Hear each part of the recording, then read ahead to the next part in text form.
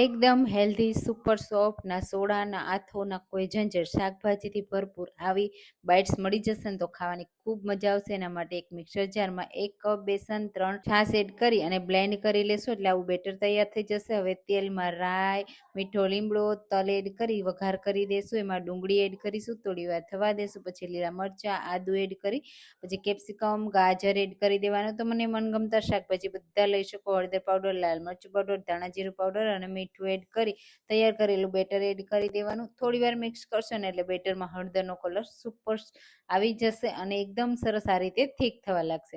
હજુ આપણે થોડું થીક થવા લાગે, આ રીતે પેનથી અલગ થવા લાગે ને ત્યાં સુધી થવા દેવાનું. પછી એમાં લીલા ધાણા એડ કરી મિક્સ કરી અને ગરમ ગરમ પ્લેટ ઉપર સેટ કરી દેવાનું અને આ રીતે એક સરખું લેવલ કરી ઠંડુ થવા દેવાનું. ઠંડુ કર્યા પછી મનગમતા શેપમાં કટ કરી અને સર્વ કરજો. સુપર સોફ્ટ, સુપર ટેસ્ટી અને સુપર હેલ્ધી ખાંડવી બાઇટ્સ તૈયાર થઈ ગઈ. આ રીતે ઉપરથી લીલું નાળિયેર, લીલા ધાણા અને સેવથી ગાર્નિશ કરી સર્વ કરજો. તો એકવાર ટ્રાય કરજો.